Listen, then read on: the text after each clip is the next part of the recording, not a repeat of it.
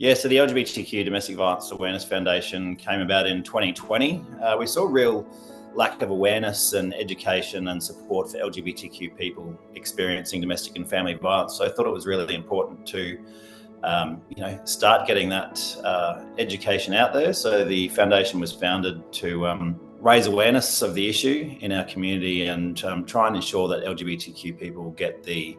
support that they need when reaching out to support services, police or government departments. So I had my own experience of domestic violence some years ago now, and through that experience just found that there was a huge gap in services available, and not only through my own experience but through that of many people that I know, most people were quite scared of reporting to services or police or disclosing their abuse to anyone because they weren't sure if they were going to be believed, and they weren't sure if they'd be taken seriously or if there was actually any support out there for them in the first place. So the most recent research in this topic is from the Private Lives Survey, a national survey completed by La Trobe University. That found that over 60% of LGBTQ plus people experience domestic or family violence in their lifetime. So I guess the reason that we speak about LGBTQ domestic violence specifically is because when we look at the support structures and the way that the sector is funded and operates, it's really a gendered framework which just doesn't meet the needs of LGBTQ people. So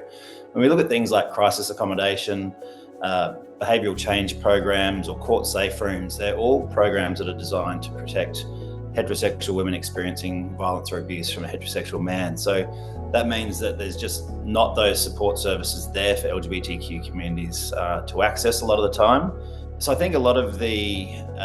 underreporting in LGBTQ communities comes from that fear of how people are going to be treated when they contact support services or police. They sort of worry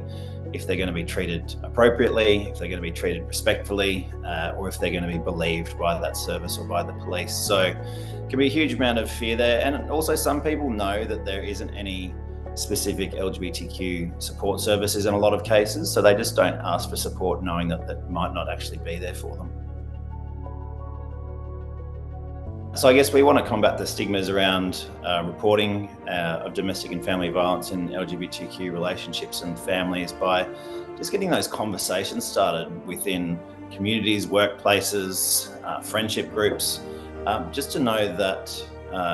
this does occur in our communities, unfortunately at disproportionate rates, and that there is actually support there for people if they need it. Yeah, so I guess people wanting to support friends, family members or work colleagues who are experiencing domestic or family violence, I'd always say one of the first steps is just educating yourself and making yourself aware of what a healthy relationship looks like and what the signs might be of an unhealthy or toxic relationship. From there, there's plenty of resources like bystander toolkits, relationship checklists, or there's an app called the Be There app, which give you some really good information for bystanders or family members about what they can do to help a person experiencing violence or abuse. I guess what keeps us going is seeing the difference that we've been able to make so far. We constantly have victims and survivors reaching out to us, telling us that the information and the education or the awareness that we're raising in LGBTQ plus communities has either helped them identify abuse in their own relationships or get out of those unsafe or violent relationships, or even from friends and family and bystanders saying, it helped them have the confidence that they needed to reach out to friends and support them where they can. So, the fact that we've been able to do that so far in the last few years really drives us to continue in our mission to try and end domestic and family violence in our communities.